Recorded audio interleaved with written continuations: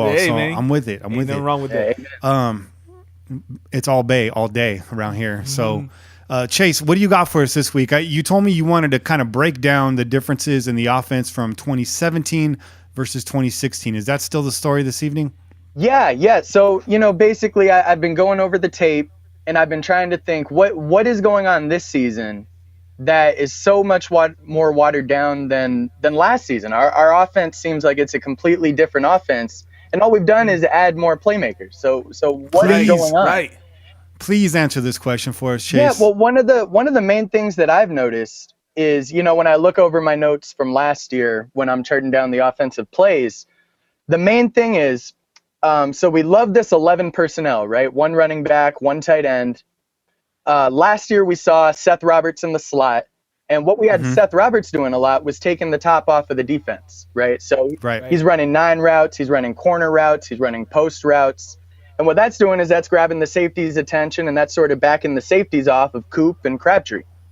This year, with Todd Downing as our play caller, as we all know now, our slot receivers are doing a lot more closer to the line of scrimmage work. So you're seeing a lot more flat routes, crossing routes, little quick in routes or quick out routes. Underneath stuff. Exactly. So what we're seeing this year is the safeties are able to focus more of their attention on Cooper and Crabtree. There you go. So they're absorbing an extra defender is what you're telling me. Our primary wide receivers are absorbing a safety. Yep. Exactly. Whereas last year those guys were getting cleared out and getting our primary receivers in one-on-one matchups. Exactly. Gee, that sounds like an NFL offense to me. Yeah, and what you get happening is when the safeties don't have to worry about that slot receiver, going down the seam, then you get sort of these brackets on the outside receivers, right? You get the corners who could sort of stay underneath the receivers to watch for the hook routes or the stop routes. And the safeties could just blanket right behind them. So then if they want to take it deep, they're covered that way too. So And that's how you give up a pick on the second play of a game. exactly. Right. That's exactly what happened. Yeah. And I was over here blaming it on Kenny because he called that interception the week before.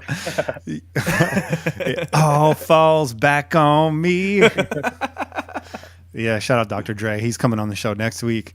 That'd be dope, man. Hey, Dr. Dre, come on, man. it's gonna happen. It's already happening. Ice Cube, at least. So Chase, what can this offense do to get back on track? What do we have to do? Do we have to go back to exactly what we were doing last year? What is it that you can see with the new weapons and the weapons that we had before? What kind of adjustments does Downing have to make? Well, I'll tell you this, and I hate hearing fans just instantly jump on the coordinators and the coaches and all that. We've been seeing that these last couple years, whether it's Musgrave doesn't know what he's doing or Kenny Norton doesn't know what he's doing. I hate to sound like I'm one of those guys, but to me the offensive play calling is way too predictable. Way too predictable. I mean, we all know about the end arounds.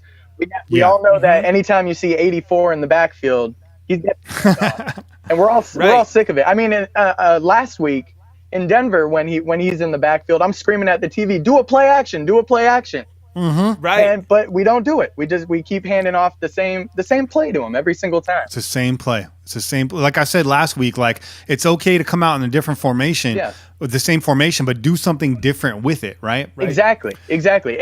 And that's another thing I've noticed. Last year, as I'm charting all the offensive plays, I just do this little thing where I put a little star next to the play. If it seems like it was just the perfect play called for the defense we're going against, right? Now that could be coincidence, that could be scheming, I don't know. But there were 5 to 7 instances a game last year where it's like, wow, that was the perfect play. Whether the wheel route gets open against cover 2 because you have the outside receiver running a post to pull in that safety, whatever the situation. There were always handfuls of instances where it just seemed like the perfect play call offensively. And now this year that's so much more few and far between. And I really think a lot of it falls on Downing. And just looking at the tendencies of the play calls, and this is just an example from the Denver game last week. So we lined up in this formation where it's just strong, tight end and tight, strong to the right with our slot receiver out to the left.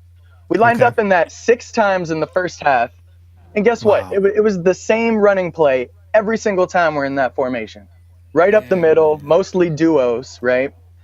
Okay. And so it's like if I here can see that as I'm watching just on my computer at home, other defenses know way more than that.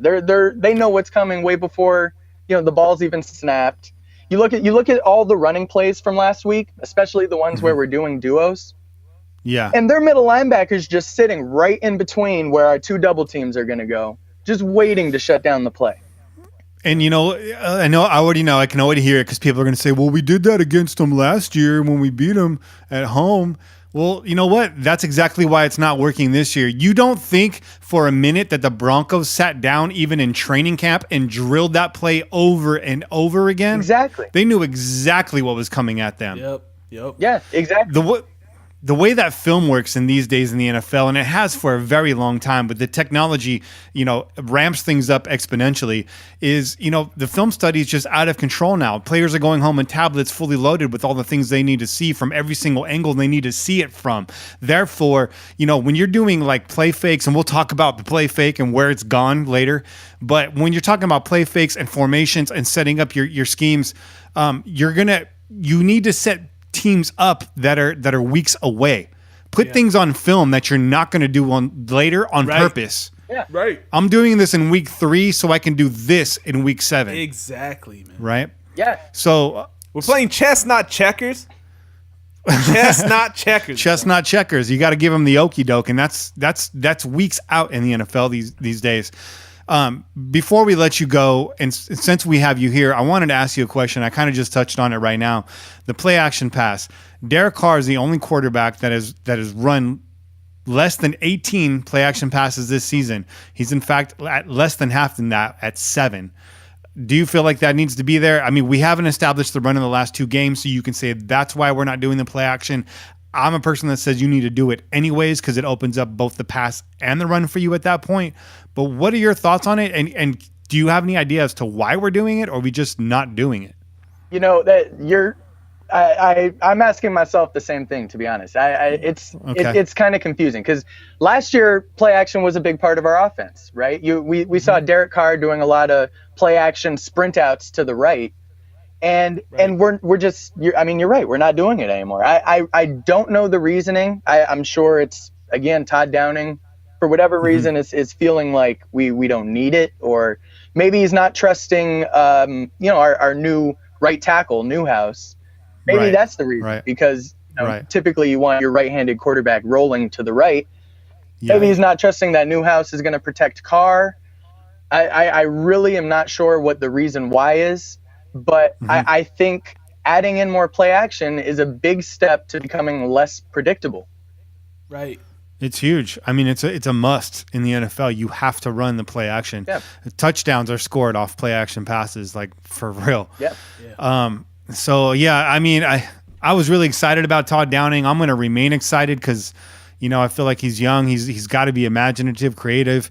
I'm just not seeing it yet. Hopefully he's taking his lumps and he's learning his lesson. They have to install some new stuff. And especially this week with EJ taking the field, I feel like that's going to force them sort of out of their comfort zone a little bit. And maybe that just kind of gets the mojo going and gets the ball rolling for when Carr comes back. Most definitely.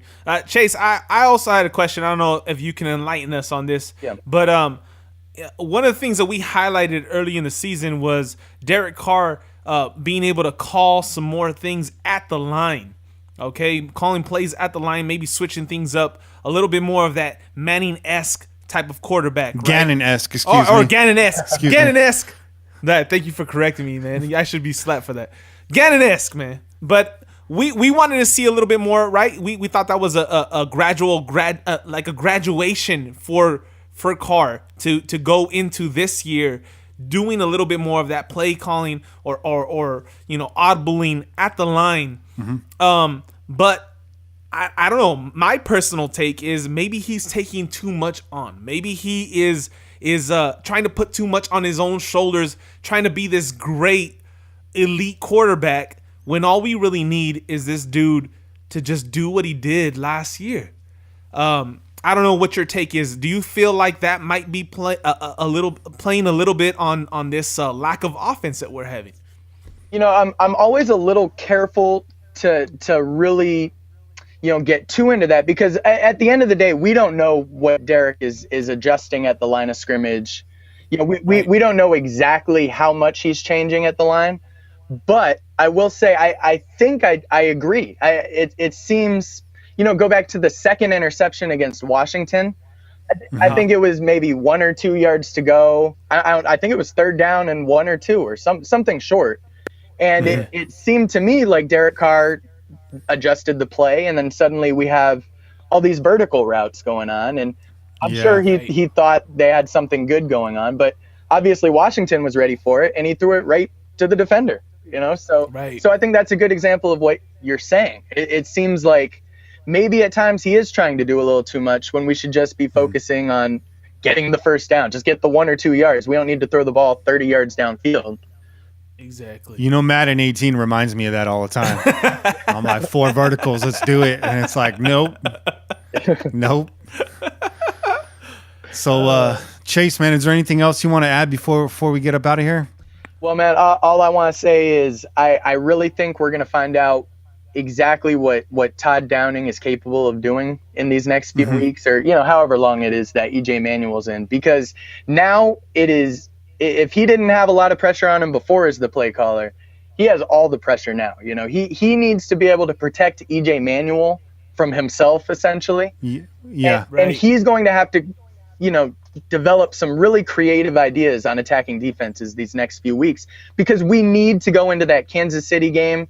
I mean, I want to say over 500, but we at least have to be 500 going into that Kansas City game. And Todd Downing is going to be a big part of if we get that or not. He's got to be creative. We're going to find out exactly what he has. You're absolutely right. Chase, thank you for joining us this week. Love to do it again. Love to have you back on the show if you're up for it. Yeah, man. Yeah, of course, man. Again, thank you guys so much for having me on. And how do people find you on YouTube? Man, just search Oakland Raiders Unsung Heroes, and my videos should show up. I'm gonna start working on getting a Twitter and all that here soon, so I'll be able to plug more next time I talk to you guys. But there you go, man. Cool, man. And we're going to work on getting maybe some of your content on the site too, if you're up for it. And you can check him out. Again, he said Oakland Raiders Unsung Heroes. Yes, sir. On YouTube. So check him out. He's got a few videos up there right now. Do yourself a favor and educate yourself, and go check this dude's videos out. Stop with the conspiracy theories, man. Shut it down. All right, shut it down. Just watch the tape. Watch the tape and relax. Okay, keep calm and watch the tape. Thanks again, Chase. You take it easy, and go Raiders, man. Yeah, thank you guys. Always down to talk Raiders. So thanks again for having me. Yeah, man. Appreciate you, dude. All right, take care. Peace. So there you have it, man. That's Chase. Yeah, man. Thank you, Chase, for coming on and enlightening us a little bit more on this play calling, man. Because, like you said, man, there's a lot of conspiracy theories out there, man, and we have a lot of guys just willing to just throw it on some nonsense. Throw these losses on some nonsense. How dare you mention on this show, dude? I don't want to ever hear you say the word again. It's my bad, man. You're absolutely right. Like I said, I should get the smackdown. It's all about Gannon up in here, man. I say it, Gannon. It's all about Gannon. Gannon, not yeah, man. Who's probably the last dude to legitimately outplay Manny? You're late on it. I'll fix it in post.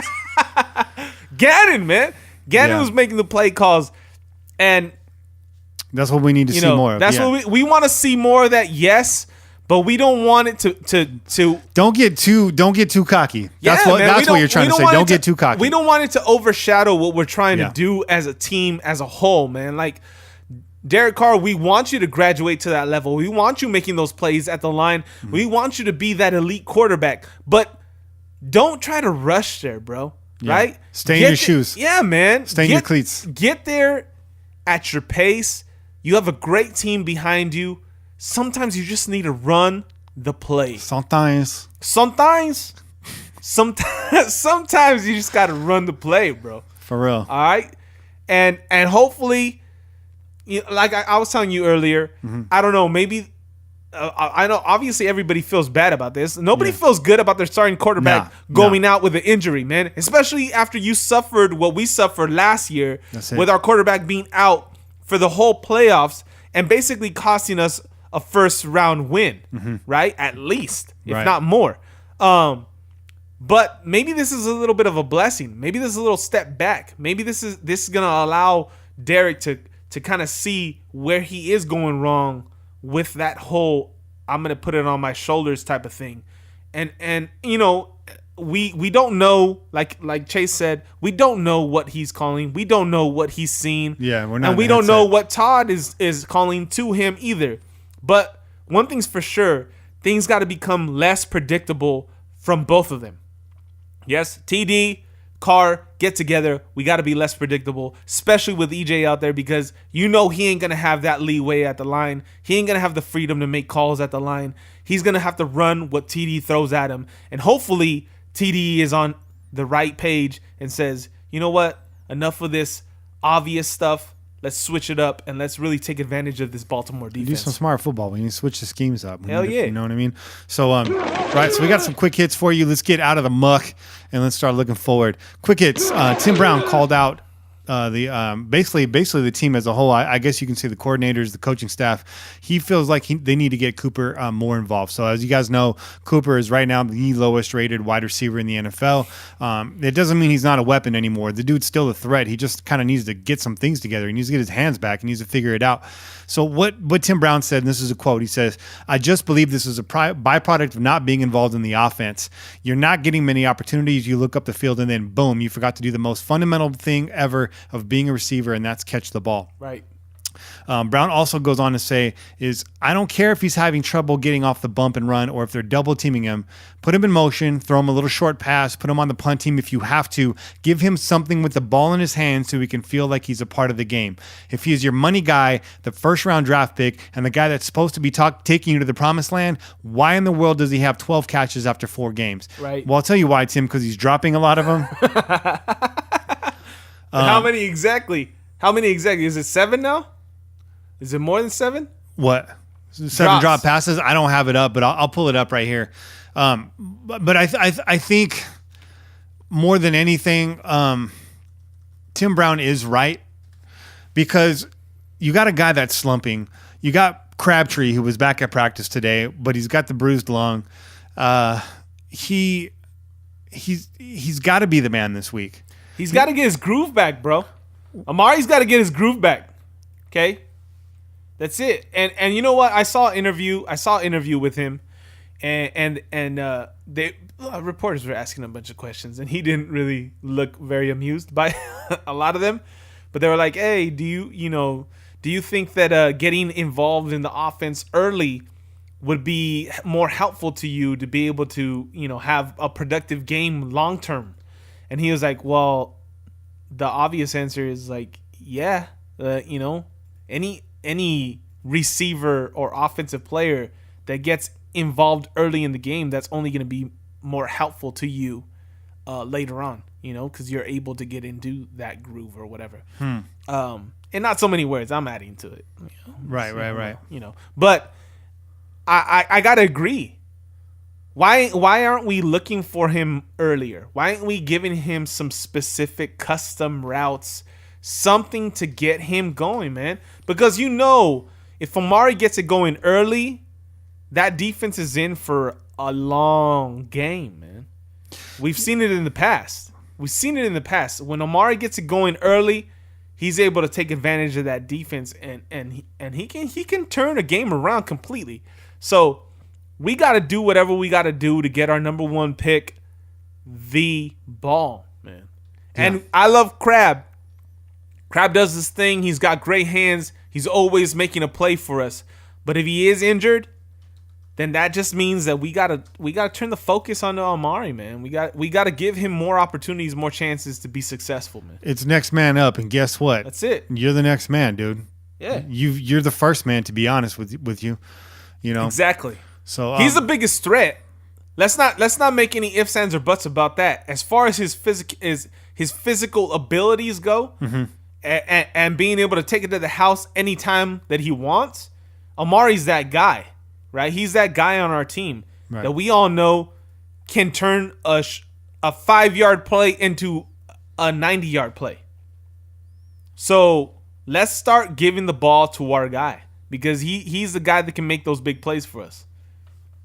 He is. You got to get to him. Just keep him involved. You can't, like we've been saying all night long, don't give up the faith. So here is Cooper right here. That video gonna play? Yeah, probably. I got it. You got it. You know what? They don't have his drops right here. They're trying to hide that stat. I don't think they. Well, here you go. Here's something for you. They got this. He's been targeted 31 times. He's got 12 receptions. Yeah. So I don't have the drops. That's not a good statistic. It's not a good statistic. It's not good either way you look like at it. 50%, bro. Oh, here we go. We can drill down right So here. let's catch that ball. How are you not going to have drops on here, yo? Yeah, they're not trying to. They're trying to cover right? that up. Pro Football Focus would have that. Yeah, look that up. Look that up. Look it up. Look it up. Do some research yourself. We can't do it all ourselves, man. So this is supposed to be quick hits. This is taking way too long. So the next quick hit for you right now. Oakland has only run 7 play action passes all season long. We already talked about that. I just wanted to mention it one more time just in case somebody's listening out there. Let's run some play action, damn it. Quick hits. We're closing in on the 2016 sack total right now. Yeah. Didn't I call that? Didn't I say that, man? Yes, you did. We're at 10. We're at 10 sacks. Yes, 10 sacks. Yeah. 10 sacks total through 4 games, y'all. And over the offseason, somebody asked Khalil, how he felt about the sack total from last year, and he was like, "It's never gonna happen again." Lo and behold, boom. The strength of our defense is our defensive line, and they're holding it down, y'all. They're getting the job done. I'm very proud of what I saw last week. They're getting after it, man. And we're going to get the holds. We're going to get whatever. We're going to be sitting on our couch screaming and yelling because the refs ain't making the calls that we want. But Khalil, Vanderdoes, MEJ, and Bruce, man, they're all causing havoc in the backfield, and I love it. Okay. Even if they don't get the sack, man. Okay, so last year, 25 sacks. 25 sacks, okay. Last in the league.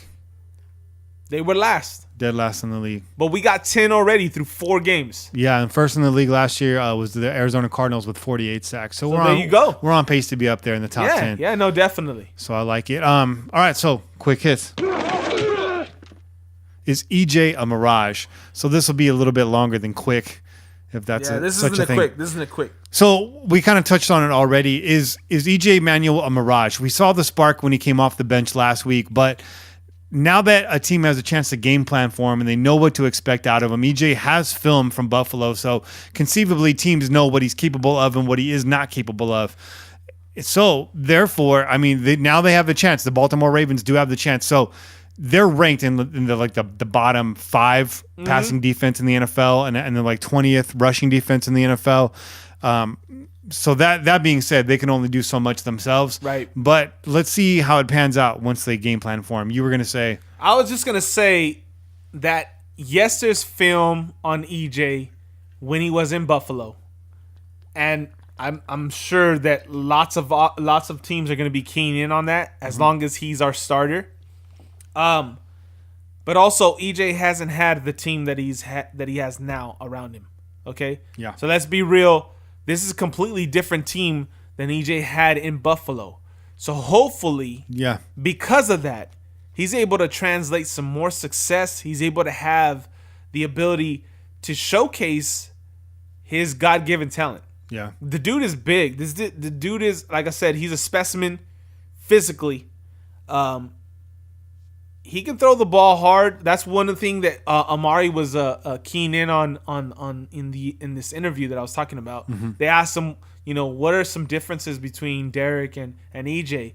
And he's like, well, every quarterback throws the ball a little bit differently.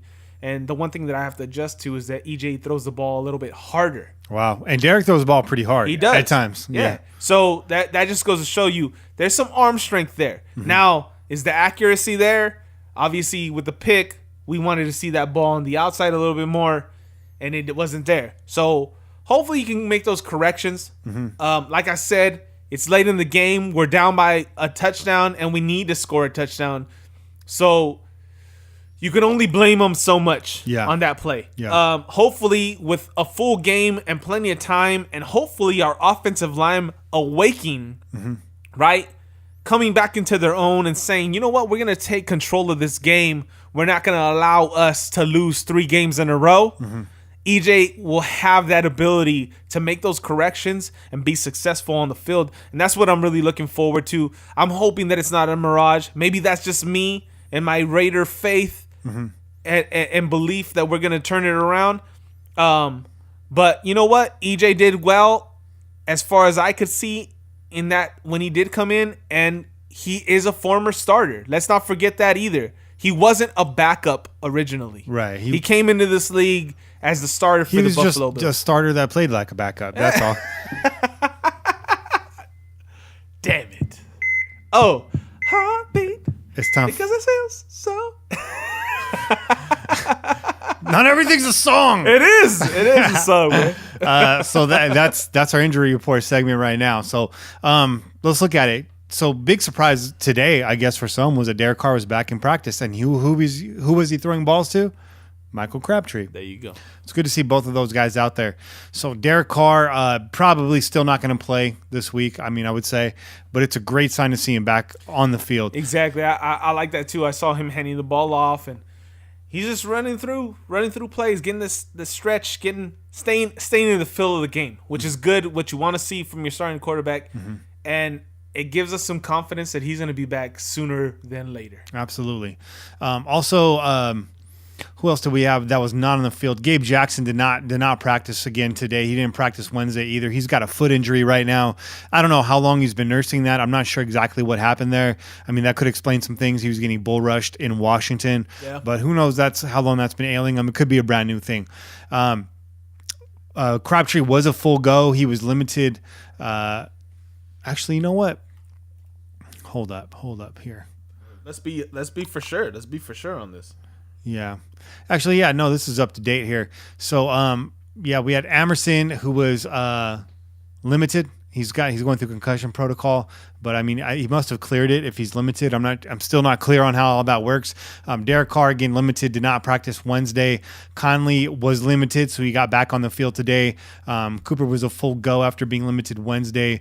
Krabs full go, Mario Edwards full go, and DeAndre Washington was limited. So he's dealing with a little hamstring thing, but he's not seeing the field, so that's not a big deal right now. But maybe it could be because he should be seeing the field. So that's what the injury report looks like for Oakland right now. The did not play for Baltimore was Jimmy Smith, Benjamin Watson, Brandon Williams, and Max Williams. Their tight end, Max Williams. I like that kid coming out of college, to be honest with you. Full go was Lardarius Webb, and limited today was Anthony Levine and Jalen Hill. So Jimmy Smith out with the Achilles, obviously, and that's what their squad looks like right now. So some good news for Oakland fans as far as the injury department goes. Crabtree definitely back, and Derek Carr seems to be coming along. So again, don't count on him out this week. They're going to keep him on ice, and the reason why. So there was an article posted today. It was an older article that got reposted, and this came out when Newton hurt his back. And shortly after he had hurt his back, and obviously after Romo had hurt his back, and they both had the same injury that Derek Carr has, the transverse process. So the transverse process is not a process. It's not like the way you get better. It's actually the name of a piece of your vertebrae. So if you've ever seen vertebrae in your back, and if you haven't, Google it. It's fascinating. Each piece of your vertebrae has like these spines that sort of jut off of it. And you have tendon, muscle tissue, you have nerves, everything wrapped around those. There's a lot of stuff connected to it. So that's what happened. That's the injury. It's basically a spinal injury. It can happen from a direct blow to the back, or from bending the back in a sideways manner. So you're kind of like getting your back tweaked. It takes a lot of energy to actually break the transverse process, and that's why this particular fracture is one that's frequently associated with like internal injuries. The good news is this is not associated with other injuries. This was like a direct blow to the spine. You saw the knee come in. A lot of people thought it was intentional. Everything looks intentional in slow motion. Right. Okay. This guy was just trying to make a hit in the NFL, and he's just playing physical. Yeah. That's what our offensive line needs. I mean, you could question the holding onto the back of the helmet, but yeah. I mean, he like you said, he's trying to make a play, and he sure as hell doesn't want Derek Carr to get away. Especially if he didn't get touched by the other defensive players. So, you You can see it both ways, man. You can see it both ways. So just to be clear, this is injury to the spine, not the spinal cord. So don't panic there. His spinal cord is perfectly fine. The vertebrae is very strong. It's there to protect that. This is same injury that happened to Romo, same injury that had happened to Newton. Romo only missed one game, as a lot of people know, and it was even referred to at the time by Jerry Jones that it was more of a pain control issue. So Carr could very well turn it around next week. Maybe 2 weeks. It depends on how they feel. I think a lot of it depends on how they do in this Ravens game. Yes. Because not only are the Chargers a beatable opponent, but they also have a stout defensive line, and they're starving for a win. Yes. So I don't know that you want to put Carr back in there against Ingram and Bosa. I agree. And then the other thing is this, too, that you have to add with San Diego is Rivers he's just renowned for throwing games away, bro. So with our defense actually improving, and the known fact that Rivers, he for whatever reason, he just seems like he's always throwing an interception late in the game when the game's on the line, whatever. Maybe that's one of those games that you say, you know what, we don't really need to have you out there. But like you said, it's really going to be dependent on how we look this week. Because if we go down 3 games in a row, and Derek says, you know what, I think I might be able to go, he's going to be in there. He's going to be in there because we got to turn it around. We can't afford to drop 4 games in a row. You know what I mean? Yeah. So if we get a win this week against Baltimore, I mean, that can change a lot of things. And again, his just recovery process is going to change a lot of things. It's just day to day with those kinds of things when it comes to pain management. That's really the only thing that you can go by. So we wish Derek Carr the best of luck, and we hope that he can take this time to sort of get his head back together and figure out exactly what he needs to do to put it back together. And maybe during this time he's not prohibited to talking to Todd. So who knows? This could be a blessing in disguise, but you got to hang in there. It's the NFL. It's a long season. I mean, it's only 16 games, but it's a lot longer than it sounds, right? It's too soon to pack it in. Yeah. It's too soon to pack it in. I told you that last week, right? It's too soon to pack it in. So we got to make sure that we're keeping the faith, man. Keep that faith. Listen, EJ's not the starting quarterback. He's not the guy that we would initially want in there, but he's got a solid team around him. I still believe this is still one of the best teams all around in the NFL, especially on offense, even though we haven't looked at the last 2 weeks. So hopefully things get turned around here real quick. That offensive line shows that they're no joke, that the last 2 weeks were a fluke, and gives EJ a chance to be successful, man. So it's a perfect segue into the keys of the game. Chase already kind of gave you his. He feels like Todd Downing really needs to get back or get into being creative. He's got to drill down this week, and he's got to clean off the whiteboard. He's got to figure out what it's going to take. He's got to get creative. It's forcing him into position now to get out of his comfort zone and change things, you would think. So looking at this, you were saying how we are, but how we could be. So I agree with you. I think this is a team now that's gone dark. We're dormant, but we need to wake up because it's still there. There you go. Nothing's changed. It's still there. They just need to wake up. So I'm going to throw these stats at you. So consider that when I throw this at you.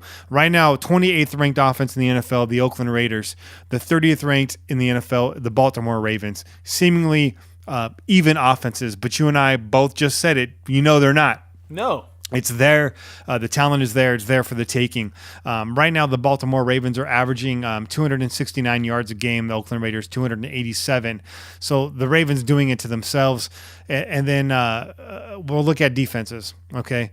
So right now, rushing defense in the NFL, Oakland, again, we're down there.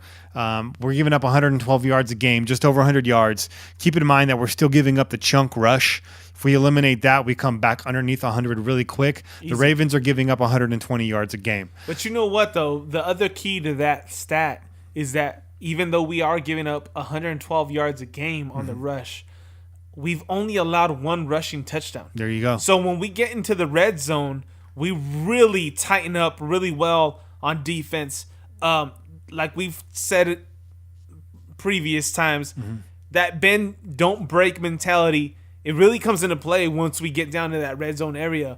And the only rushing touchdown that we've given up isn't even to a running back, y'all. It's to Marcus Mariota, Tennessee game. He's the only guy that scored on us on the run. So that just goes to show you, even though we give up some yards, we're still, I feel we're very stout against the run. So we're ranked 24th. Baltimore's ranked 25th. But I also want to point out that they've had the teams run the ball against them 30 more times than us. They're giving up 4.2 yards per carry, and they've given up basically about a touchdown per rushing touchdown per game this year. So, again, definitely an opportunity for Marshawn Lynch and company to get back on track here.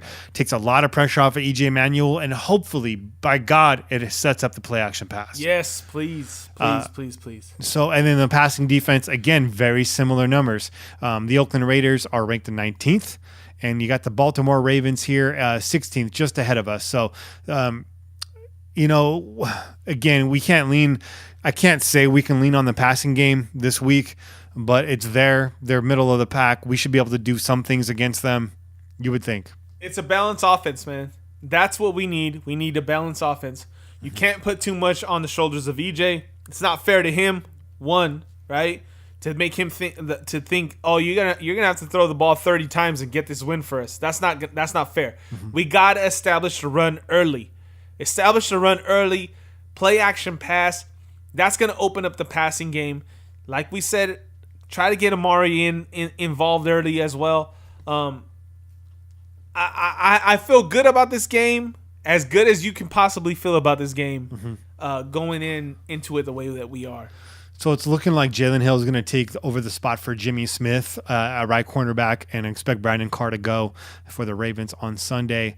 Eric Weddle, obviously back there in that secondary. He finally got his pick on the season, a guy that a lot of people wanted us to bring over. So they're no slouches. They got still got Terrell Suggs. They got C.J. Mosley. I mean, they got some talent on that defense too. But also the offense just struggling. I think that's a big part of it. That's a big part of it. They're on the field too much. So they put up, I think, 24 points and 20 points in weeks 1 and 2 respectively. And then in weeks 3 and 4 combined, they have like 16 points. Yeah. And it's what's happening to us. Again, very similar things right now. But if both teams were to wake up on Sunday, both of them, the Raiders still win.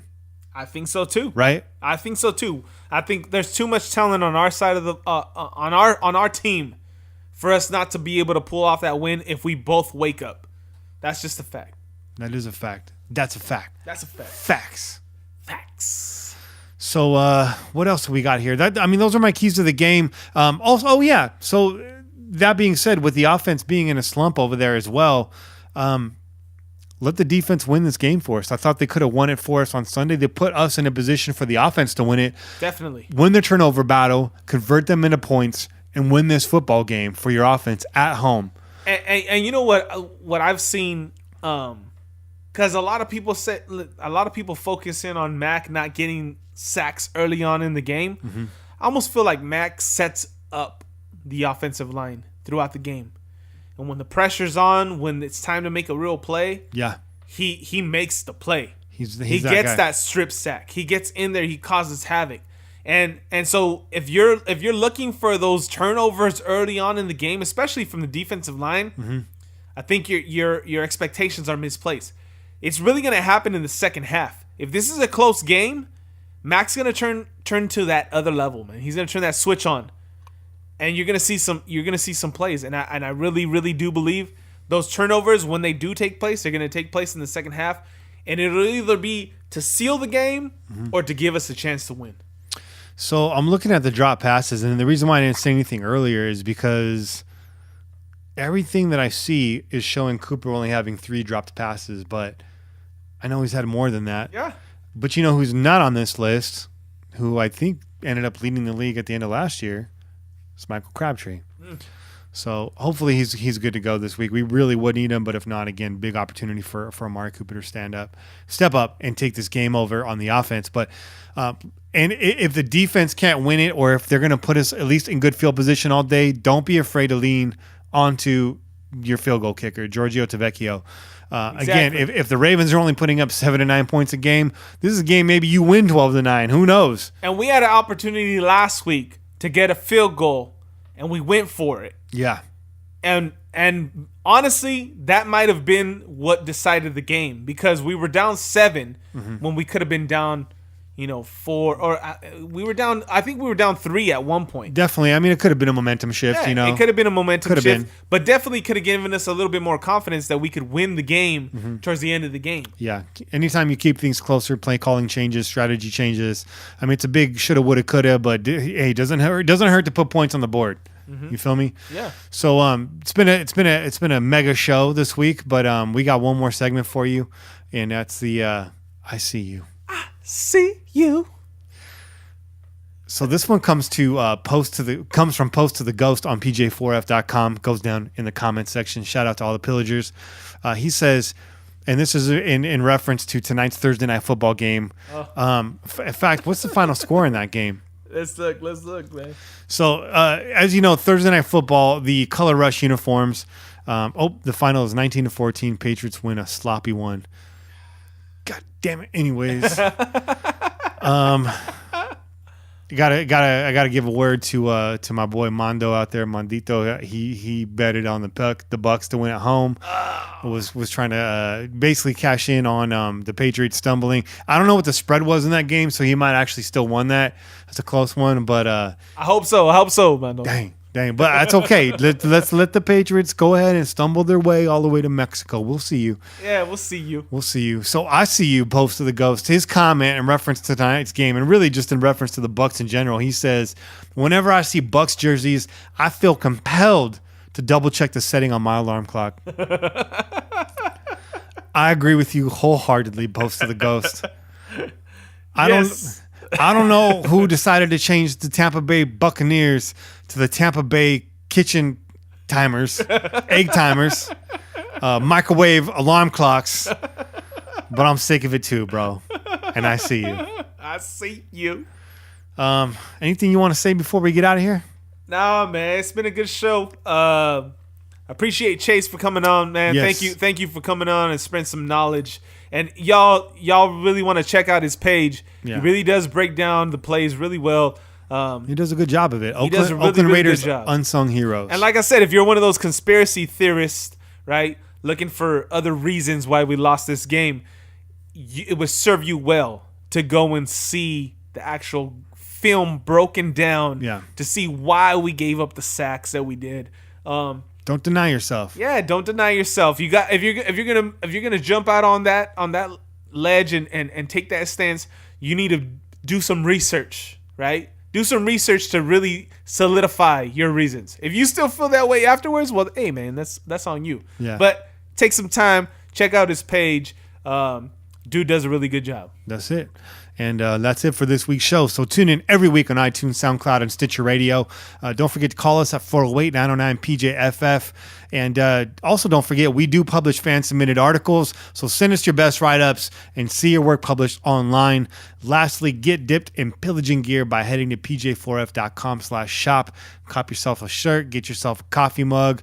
Maybe dip your beard, man. Hey, get your beard dipped too, man. That's it. Get that mug, get that koozie. That's a frosty mug. That's a frosty mug. Yeah, get your koozie. Take that out to the game. The koozie makes any beer a Raider beer. Yeah, that's it. So you already know.